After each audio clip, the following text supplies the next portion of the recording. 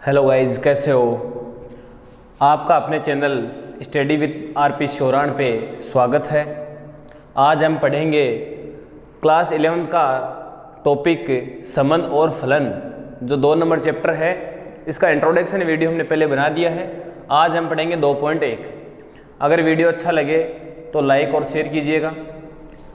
देखो question number 1 कि यदि x/3 + 1 y - 2/3 ये इसके बराबर है। ये जो दोनों अवयव दिए गए हैं 5/3 और 1/3, तो x तथा y ज्ञात करो। अब आपको पहले यह समझना होगा कि यहाँ पे जो पहले x दिया हुआ है फिर y दिया हुआ है, तो ठीक ऐसे ही यहाँ पे पहले x दिया हुआ है, यहाँ पे y दिया हुआ है। ये हमने कार्तीय गुणन में पहले पढ़ लिया था। जो इंट्रोडक्शन वीडियो दिया हुआ है उस पर जाके आप देख सकते हो। तो आप क्या करोगे, x के बराबर x आ जाएगा और y के बराबर y आ जाएगा। यहाँ पे इक्वल का साइन दे रखा है, तो आप क्या करेंगे कि x क्या है, यहाँ पे x/3 + 1 इक्वल में आ गया 5/3। ठीक है। y क्या दिया हुआ है, y - 2/3 इक्वल आ जाएगा 1/3। y - 2/3 बराबर 1/3 आ जाएगा। ये y रहा, इसके बराबर हो गया। यहां से हमारे को x और y की वैल्यू मिल जाएगी, और हमारे को x और y की वैल्यू भी पूछिए। देखो x/3 बराबर 5/3, जब ये प्लस का एक बराबर के दूसरी साइड में आएगा तो माइनस का बन जाएगा, साइन परिवर्तन हो जाएगा, चेंज हो जाएगा चिन्ह, -1। इसको माइनस करेंगे 5 - 3/3 तो बन जाएगा आपका 2/3, और इधर x/3। ये x/3 के 2/3 बराबर है, 2 3 से 3 कट जाएगा तो x के बराबर क्या बच जाएगा, 2 बच जाएगा। यहां पे देखो ये माइनस का है तो बराबर के दूसरी साइड में आएगा तो प्लस का बन जाएगा। 1/3 पहले से दिया हुआ है, प्लस में 2/3, एलसीएम लेंगे 3 आएगा और ऊपर से ऐड हो जाएंगे 1 और 2 3। 3 को 3 से डिवाइड करोगे तो आ जाएगा आंसर 1। तो कैसे लिखोगे, हमारे पास आंसर तो x और y के 2 और 3 आ गए। फिर कैसे लिखोगे कि x y बराबर कितना है, पहले x का, x की वैल्यू आ गई 2, फिर y की, ये रहा। ये हो गया अपना आंसर कंप्लीट। बहुत इजी प्रश्नावली है। अगर शिद्दत से पढ़ोगे तो एक बार पढ़ने के अलावा दोबारा देखने की जरूरत नहीं पड़ेगी। यहाँ पे अपनी एक्सरसाइज 2.1 का क्वेश्चन नंबर फर्स्ट कंप्लीट हो गया। अब देखेंगे क्वेश्चन नंबर 2 कि यदि समुच्चय A में 3 अवयव हैं तथा समुच्चय B में अवयव दिए गए हैं 3, 4 और 5, तो A क्रॉस B में अवयवों की संख्या ज्ञात करो। कल हमने पढ़ा था, जो इंट्रोडक्शन वीडियो था उसमें, कि अवयवों की संख्या निकालना और संबंधों की संख्या निकालना अलग अलग क्वेश्चन है। अवयवों की संख्या कैसे निकलेगी, संबंधों की संख्या कैसे निकलेगी, ये हम बता चुके हैं। वीडियो में जाके आप देख सकते हैं। यहां पे देखो अवयवों की संख्या कैसे निकाली जाती है।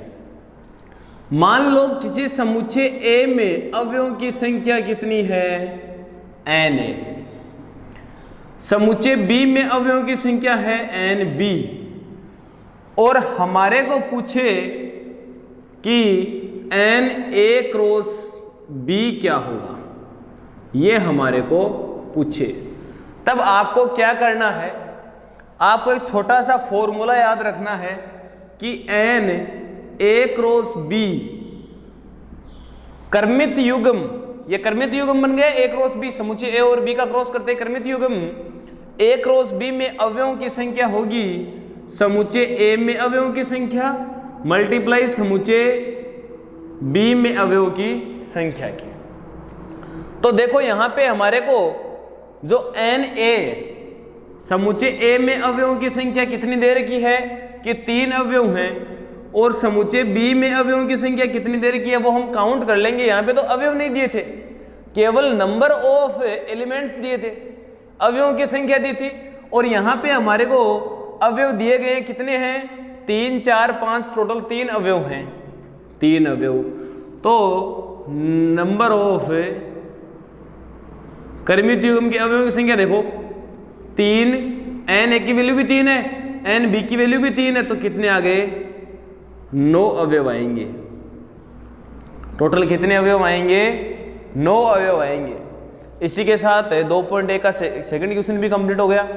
क्वेश्चन नंबर 3 देखो कि यदि कोई समुच्चय G है जिसमें अवयव 7 और 8 हैं तथा H है समुच्चय जिसमें अवयव 5, 4 और 2 हैं, तो आपको G क्रॉस H और H क्रॉस G ज्ञात करना है।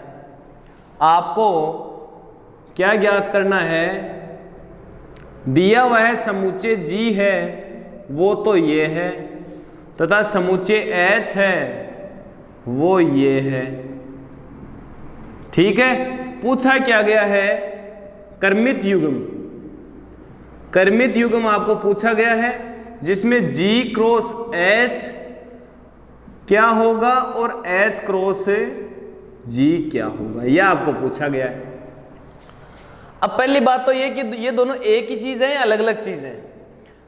क्रमित युग्म क्या होता है? क्रमित युग्म में जब क्रॉस करेंगे तो जो पहले आएगा उसके अवयव पहले आएंगे, जो समुच्चय पहले आया है उसके अवयव भी पहले आएंगे। यहाँ पे H पहले है तो H के अवयव पहले आएंगे, यहाँ पे G है तो G के अवयव पहले आएंगे। ये दोनों इक्वल नहीं हो सकते, ये ओनली एक ही कंडीशन में इक्वल हो सकते हैं, जब समुच्चय दोनों समुच्चय हैं, दोनों के अवयव सेम टू सेम हो, एक जैसे अवयव होंगे, तब G cross H, H cross G equal हो सकते हैं, अन्यथा इक्वल नहीं होंगे। यहाँ पे हम G क्रॉस H निकालते हैं। G क्रॉस H निकाला मैंने, कैसे करेंगे? पहले में अवयव 7 है तो 7 आ गया, 7 के साथ आएगा 5, 7 किससे मिलेगा? 5 से। फिर 7 किससे मिल सकता है? 4 से भी मिल सकता है। फिर 7 किससे मिल सकता है? 2 से मिल सकता है। फिर 8 किससे मिलेगा?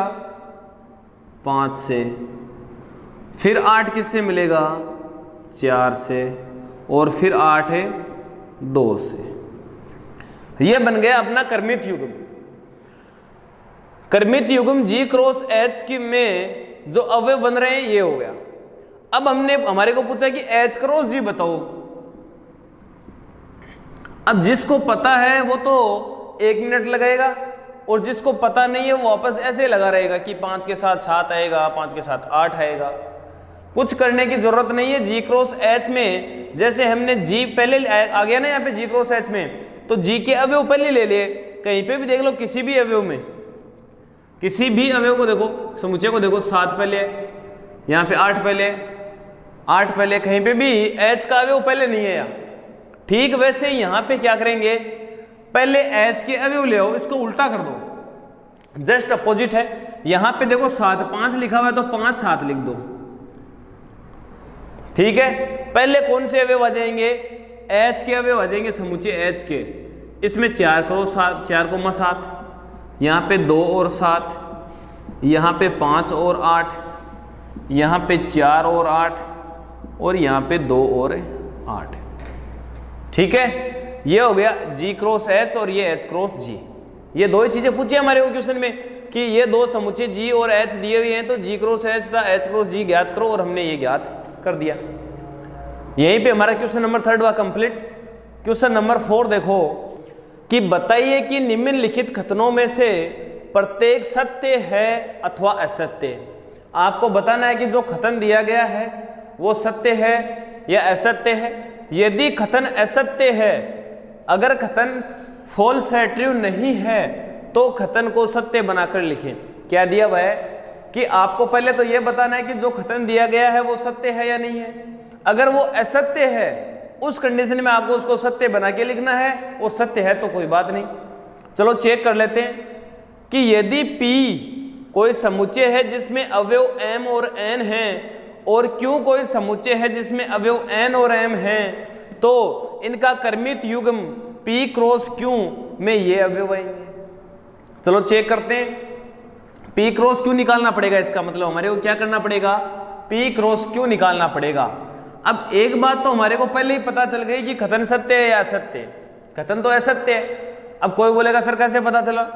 इसमें 2 अवयव हैं, इसमें भी 2 अवयव हैं। अगर कर्मित युग्म में अवयवों की संख्या निकालनी है तो आपको दोनों की मल्टीप्लाई करने होंगे अवयवों को। दोनों अवयव इसमें मान लो P में A है और Q में B अवयव हैं, तो टोटल अवयव AB होंगे। इन दोनों को मल्टीप्लाई करेंगे, 2 और 2 को गुणा करेंगे तो कितना आएगा, 4 आएगा। लेकिन यहाँ पे तो मेरे को 2 ही दिख रहे हैं, इसलिए कथन तो असत्य, लेकिन हमारे को असत्य कथन का असत्य भी तो निकालना है, इसलिए चेक ही कर लेते हैं। चलो P क्रॉस Q निकालो, P क्रॉस Q निकालते हैं। अगर P क्रॉस Q निकालेंगे तो पहले P का अवयव आएगा। पहले किसका अवयव आएगा, P का अवयव आएगा। P में दिया हुआ है M, M किसके साथ आया, N के साथ।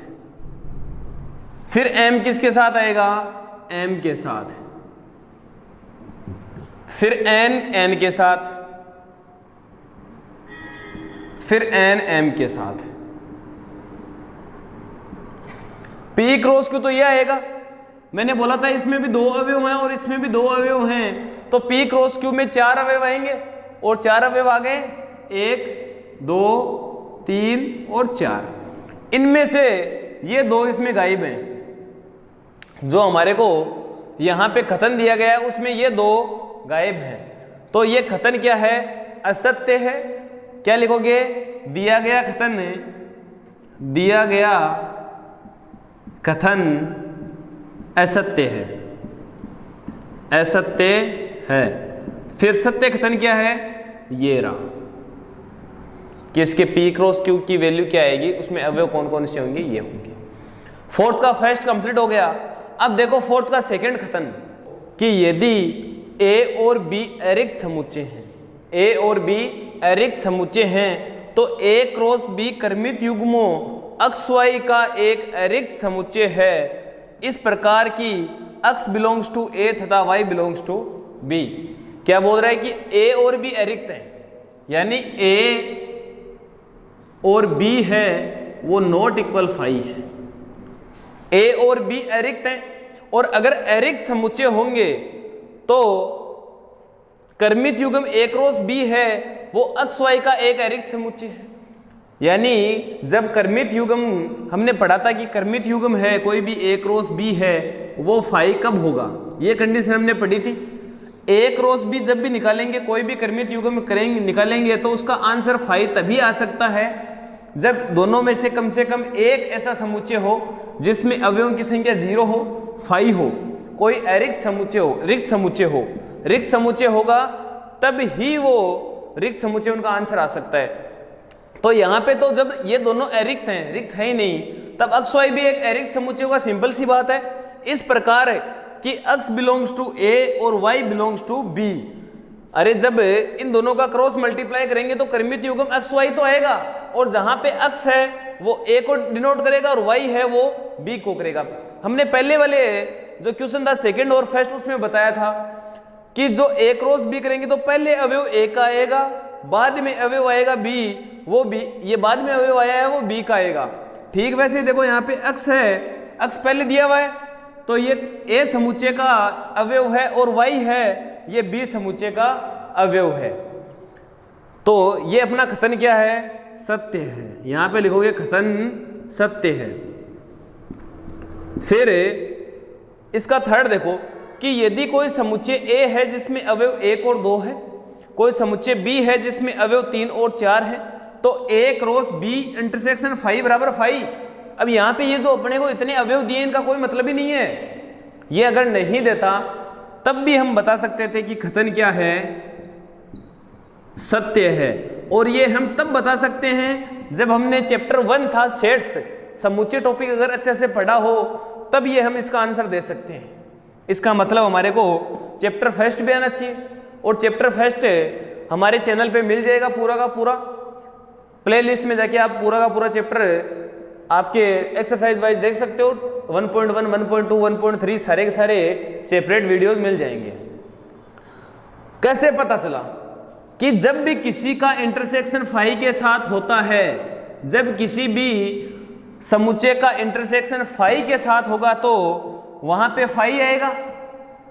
सिंपल सी बात है। इंटरसेक्शन का मतलब क्या हुआ, सर्वनिष्ठ, उभयनिष्ठ, यानी फाई का मतलब तो रिक्त समुच्चय है, फाई का मतलब तो रिक्त समुच्चय, इसमें कोई भी अवयव नहीं है। बी में अवयव 3 और 4 हैं, तो क्या रिक्त समुच्चय और 3 और 4 में कोई उभयनिष्ठ मिलेगा? उभयनिष्ठ हमारे को कोई मिलेगा नहीं, इसलिए आंसर आएगा फाई। और किसी भी समुच्चय का फाई समुच्चय, फाई रिक्त यानी रिक्त समुच्चय के साथ में कोई एक समुच्चय है, दूसरा रिक्त समुच्चय है, उन दोनों का कर्मित युग्म, उनका क्रॉस फाई ही आएगा। इसका मतलब ये हमारा कथन क्या है? सत्य है। और ये इंट्रोडक्शन वीडियो में भी ये दोनों आ चुके हैं। ये दोनों ऐसे कैसे इंट्रोडक्शन वीडियो में बता चुका हूं, यहाँ पे फिर से बता रहा हूं कि जब किसी समुच्चय का क्रॉस किसी फाई रिक्त समुच्चय से करेंगे, फाई मतलब क्या है? रिक्त समुच्चय। यहाँ पे इसको हम फाई भी बोल सकते हैं, इसको ब्रैकेट में कुछ नहीं लिखेंगे, इसका मतलब ये रिक्त है, खाली है, तो इसको रिक्त समुच्चय भी बोल सकते हैं। इसका मतलब ये कथन सही है। रिक्त समुच्चय के साथ में जब भी क्रॉस करेंगे तो क्या आएगा? फाई आएगा इसका आंसर। क्वेश्चन नंबर 4 के कथन फर्स्ट, सेकंड और थर्ड कंप्लीट हो चुके हैं। क्वेश्चन नंबर 5 देखो कि कोई समुच्चय ए है जिसमें अवयव -1 और 1 है, तो हमारे को A क्रॉस A ज्ञात करना है। इसको क्या बोलते हैं? कर्मित युग्म में त्रिक बोलते हैं। क्या बोलते हैं? त्रिक। ये एक ही क्वेश्चन आएगा आपके, इसके अलावा कोई क्वेश्चन नहीं है इसका त्रिक का। आपको 3 डबल टाइम क्रॉस करना है। कैसे करेंगे? देखो A क्रॉस A हमारे को करना है, तो -1 1 क्रॉस -1 1 क्रॉस -1 1। पहले क्या करेंगे? हम इन दोनों को क्रॉस मल्टीप्लाई कर दें, इनको क्रॉस कर दें, इन दोनों को। कर्मित युग्म निकालें इनका कर्मित युग्म क्या आएगा? -1 के साथ में ये -1 आ जाएगा, फिर -1 के साथ में ये प्लस वाला 1 आ जाएगा, इस 1 के साथ में ये -1 आ जाएगा, फिर इस 1 के साथ में ये 1 आ जाएगा, और इसके साथ फिर क्रॉस करेंगे। क्या हुआ कि इसमें 2 अवयव हैं, इसमें भी 2 अवयव हैं। जब हमने क्रॉस किया कर्मित युग्म में अवयवों की संख्या पी क्यों बताई थी, यानी इसके अवयव और इसके अवयव मल्टीप्लाई हो जाएंगे। 2 और 2 4 अवयव आने चाहिए, 1 2 3 4 अवयव हमारे पास आ गए। अब हमारे को A क्रॉस A तो आ गया हमारे पास, A क्रॉस A तो आ गया, लेकिन अब A क्रॉस A तीनों A हमारे को मिलने चाहिए। तो क्या करेंगे? देखो पहले इसके साथ में इसका क्रॉस कर दें, तो -1 हो गया। फिर इसी का इसके साथ में कर दें, -1 1। चलो इसका तो काम पूरा हो गया। इसको देखो, इसका इस फर्स्ट के साथ करेंगे, फर्स्ट अवयव के साथ में, तो -1 1 और 1। फिर सेकंड के साथ में करो, -1 1 और 1। इसका भी पूरा हो गया काम। इसका देखो 1 और -1 है, तो इसके साथ में जुड़ेगा तो ये -1 आ गया। फिर लास्ट वाले के साथ में जुड़ेगा तो 1 -1 और 1 आ गया। फिर इसके साथ क्रॉस करो, 1 1 और -1। फिर लास्ट वाले के साथ में 1 1 और 1। कितने अवयव आने चाहिए? 2 2 4 हैं, 4 और 2 कितने हो गए?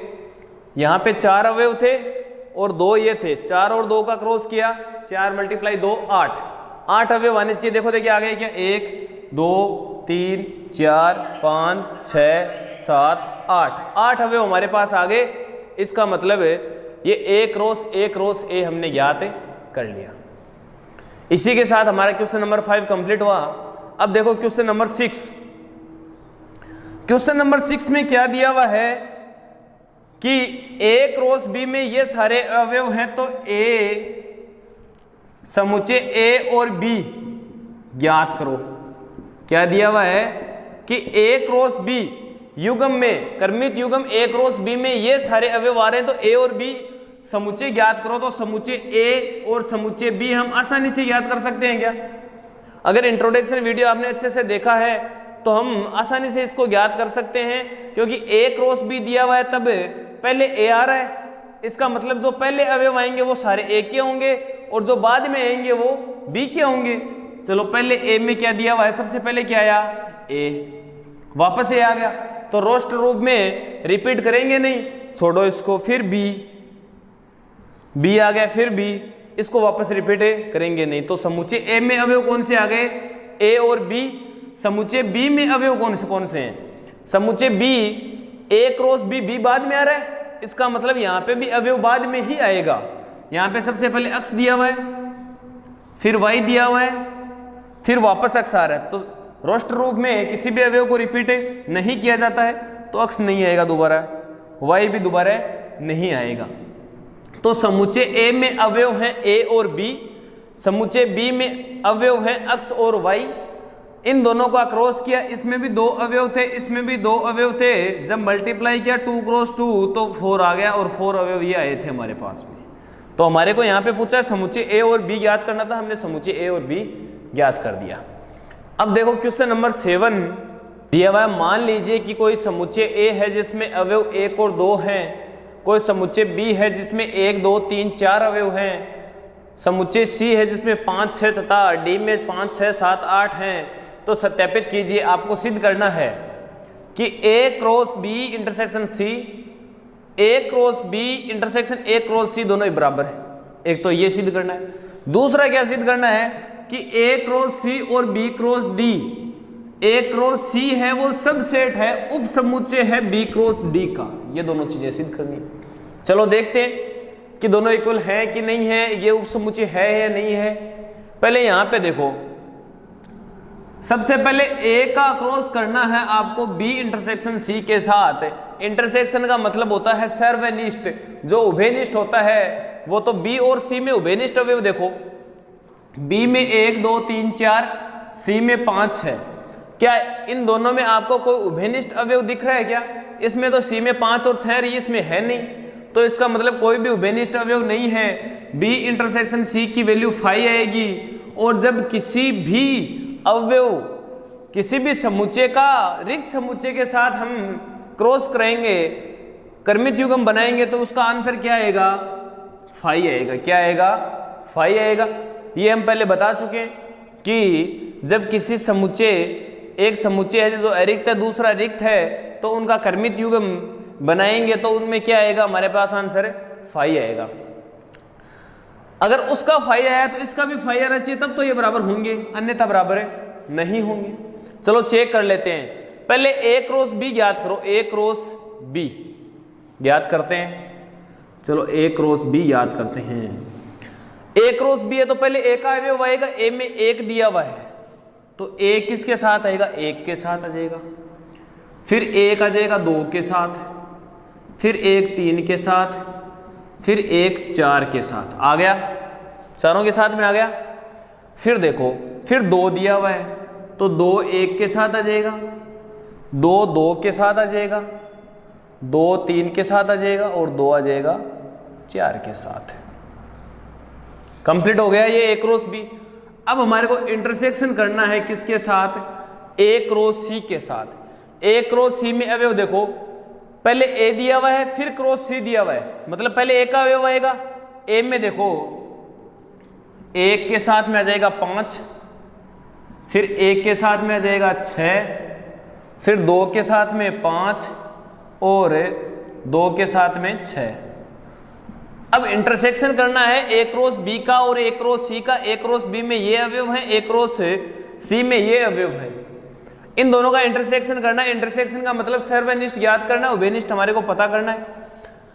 यहाँ पे ए क्रॉस 5 दिया हुआ है, क्या कहीं पे 5 दिख रहा है क्या? कहीं पे भी 5 मेरे को दिख नहीं रहा, क्योंकि ए क्रॉस बी में 5 और 6 कोई अवयव ही नहीं थे। और यहाँ पे सब में देखो 5 6 5 6, एक अवयव तो कम से कम या तो 5 आ रहा है या 6 आ रहा है। इनमें कहीं पे भी 5 और 6 नहीं है, इसका मतलब इनमें कोई उभयनिष्ठ अवयव नहीं मिलेगा। तो इसका आंसर भी हमारे पास क्या आ जाएगा? इधर पहले 5 आया था और इधर भी हमारे पास आ जाएगा 5। ये हो गया सत्यापित कि दोनों क्या है? इक्वल बता रहा था अगला और इक्वल है। अब इसका सेकंड देखो, सेकंड बता रहा है ए क्रॉस सी है वो बी क्रॉस डी का एक उप समुच्चय है। ये आपको फाइंड आउट करना है।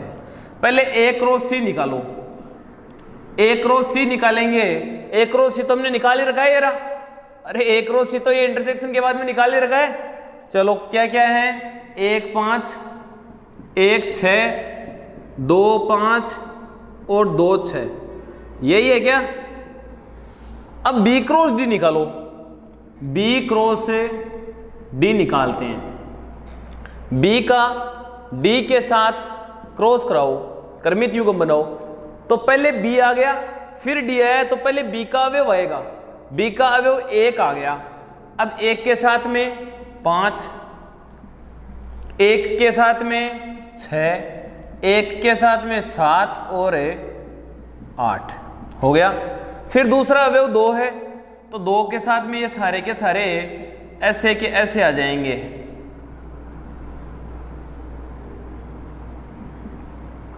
ये आ गए। फिर 3 है, तो 3 के साथ भी वो सेम वही होगा जो 1 और 2 के साथ में हुआ है। चलो ये 3 के साथ में भी आ गए। फिर 4 के साथ में भी सेम टू सेम आएंगे। ये लो 4 के साथ में भी आ गए। अब हमारे को क्या करना है कि आपको ये देखना है कि ए क्रॉस सी में जो अवयव आए ये सारे के सारे बी क्रॉस डी में है या नहीं है।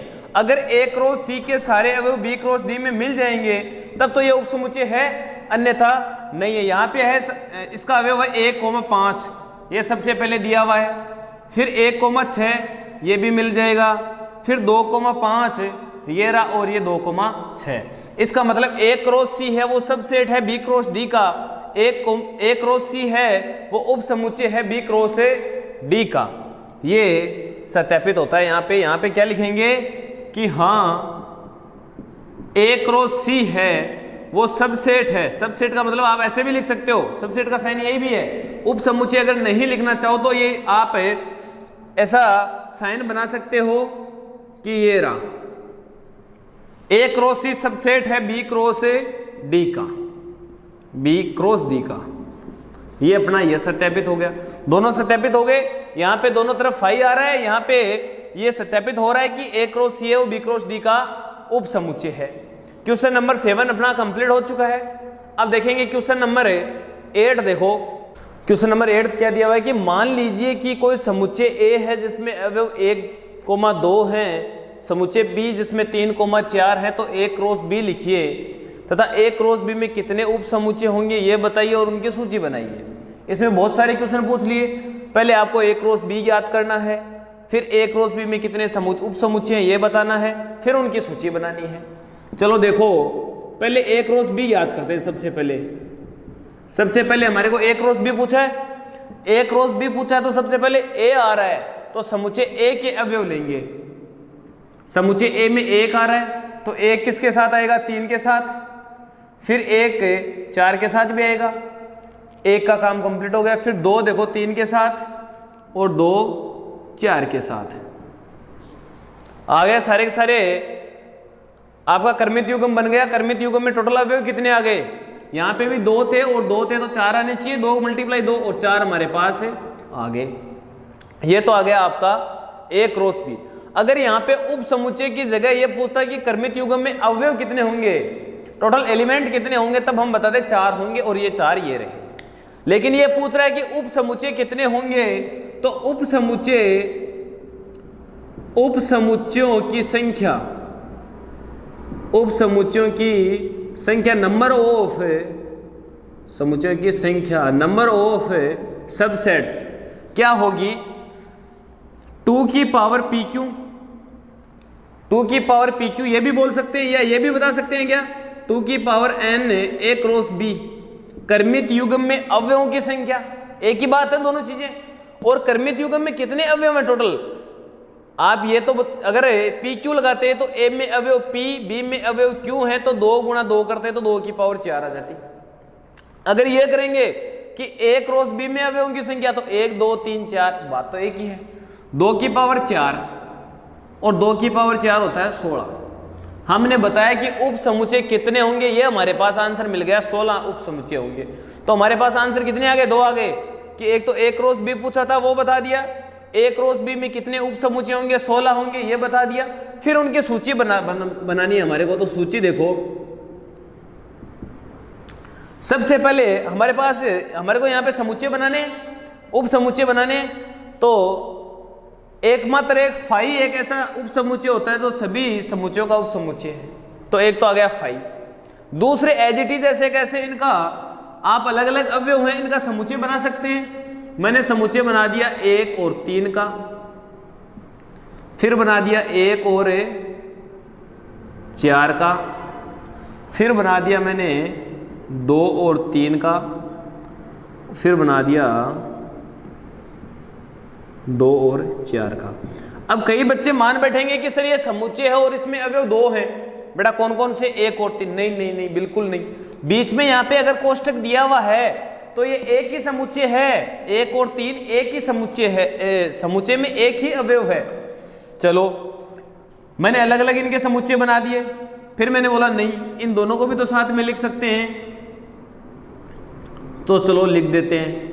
अब की बार 2 अवयव होंगे, अब की बार कितने अवयव होंगे, 2 अवयव होंगे इसमें। फिर मैंने बोला 1 और 3 4 के साथ में क्यों है, 1 और 3 2 3 के साथ में भी तो आ सकता है, 1,3 है ये 2,3 के साथ भी तो आ सकता है। चलो ये भी अच्छी बात है। फिर बोला कि 1,3 2,4 के साथ भी तो आ सकता है, 1,3 है वो 2,4 के साथ भी तो आ सकता है। चलो हमारे पास कितने उपसमुच्चय आ गए, 1 2 3 4 5 6 7 8, बनाने कितने, 16। चलो फिर आगे देखो 1,4 है ये 2,3 के साथ, 1,3 के साथ तो पहले आ चुका है, इसलिए अब किसके साथ आएगा, 2,3 के साथ में। कोई भी अवयव रिपीट नहीं होना चाहिए इसमें, ये ध्यान रखने वाली बात है। 1,4 है वो 2,4 के साथ भी आ सकता है। चलो ये भी कंप्लीट हुआ। फिर 2,3 था, ये 2,3 1,4 के साथ भी आ गया, 1,3 के साथ में भी आ गया, तो अब 2,4 के साथ में आ जाएगा। 2,3 है ये किसके साथ में आ जाएगा, 2,4 के साथ में आ जाएगा। चलो फिर आगे देखो, अब 2 2 के जोड़े सारे बन गए, जितने बनाने थे उतने बना लिए। फिर देखो 3 3 के जोड़े बनाते हैं, 3 3 अवयव बनाते हैं अब की बार। 1,3 1,4 और 2,3 बन गया। फिर इन तीनों का आ गया तो इसको एक को ड्रॉप कर दो और इन तीनों को लिख दो, 1,3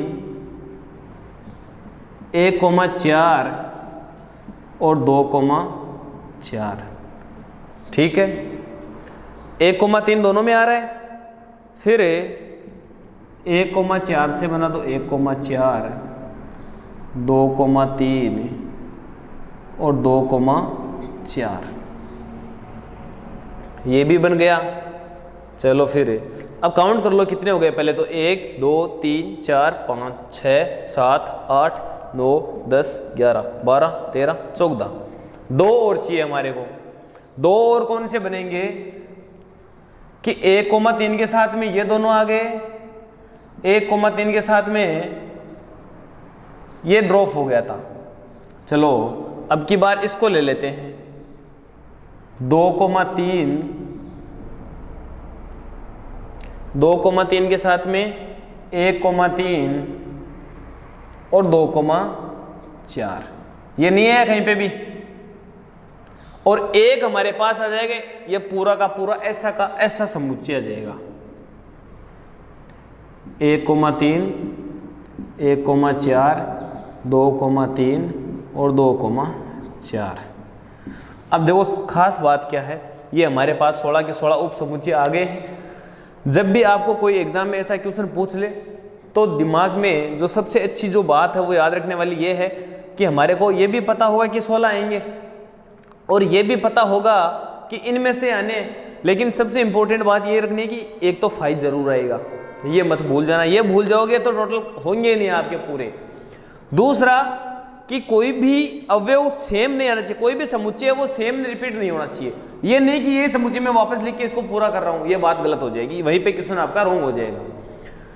तो ये दोनों बातों का ध्यान रखो। ये क्वेश्चन नंबर 8 अपना कंप्लीट हो चुका है। क्वेश्चन नंबर 9 देखो कि मान लीजिए कि ए और बी 2 समुच्चय हैं जहां पे एन ए का मतलब क्या हुआ कि समुच्चय ए में अवयवों की संख्या 3 है और समुच्चय बी में अवयवों की संख्या 2 है और यदि x 1 y 2 z 1 a cross B में है, ये बात सबसे ज्यादा इंपॉर्टेंट समझने वाली होगी आपके लिए कि a क्रॉस बी में इसका मतलब जो पहले अवयव आ रहे हैं वो तो किस में हैं, किसके हैं, समुच्चय a के हैं, और जो बाद में अवयव आ रहे हैं वो समुच्चय b के हैं। तो a b ज्ञात करो और x y z भिन्न भिन्न अवयव हैं। आपको समुच्चय a और b ज्ञात करना है। कैसे ज्ञात करोगे? अगर a क्रॉस b में ये हैं तो पहले a के अवयव आएंगे और फिर b के आएंगे, तो पहले जो अवयव आएंगे ये x y और z ये तो a के हैं। चलो x y और z a के अवयव आ गए और यही हमारे को बता रखा था कि a में अवयव कितने हैं, 3 हैं और हमारे पास 3 अवयव आ गए।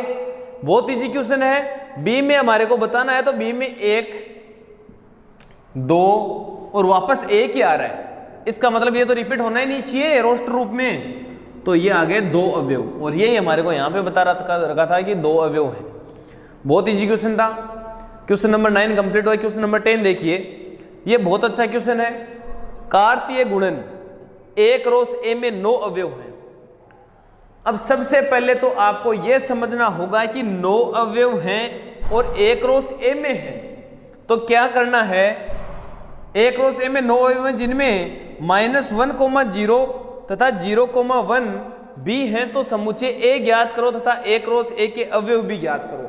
आपको सबसे पहले जो ये क्वेश्चन दिया हुआ है इसमें ये समझो कि a क्रॉस a में 9 अवयव, इसका मतलब क्या हुआ? क्या मैं इसको a क्रॉस a को ये बोल सकता हूं क्या? ये दिया हुआ है n a क्रॉस a में अवयवों की संख्या, और n a क्रॉस a को n a multiply n a बोल सकता हूं बराबर 9। जब ये दोनों मल्टीप्लाई होंगे तो स्क्वायर हो गया, तो n a बराबर √9 और इसके आंसर आ गया 3। समुच्चय a में कितने अवयव हैं? 3 अवयव हैं, ये तो हमारे को पता चल गया। अब अवयव भी तो इन्हीं में से होंगे जो यहां पे दे रखे हैं, तो समुच्चय a ज्ञात करो। तो a समुच्चय यहां पे आप बता सकते हो कि 3 अवयव हैं, और यहां पे देखो -1 हो जाएगा, 0 दिया हुआ 0 हो जाएगा और 1 दिया हुआ है 1 हो जाएगा। हो गया। अब बता रखा है कि a क्रॉस a के अवयव भी ज्ञात कीजिए, तो आपको a क्रॉस a में कितने अवयव आएंगे ये तो पता चल गया होगा, क्योंकि a में 3 हैं तो a दूसरे a में भी 3 ही होंगे सेम टू सेम, तो 3 को 3 से गुणा किया 9 अवयव आएंगे, और ये हमारे को पहले से भी बता रखा है। ज्ञात करो a क्रॉस a। -1 के साथ में -1 आ जाएगा, फिर -1 के साथ में 0 आ जाएगा, फिर -1 के साथ में 1 आ जाएगा। ठीक है, 3 अवयव तो ये आ गए। फिर 0 के साथ में -1, 0 के साथ में 0 और 0 के साथ में 1, फिर 1 के साथ में -1, 1 के साथ में 0 और 1 के साथ में 1। ये सारे के सारे हमारे a क्रॉस a के अवयव या आ गए।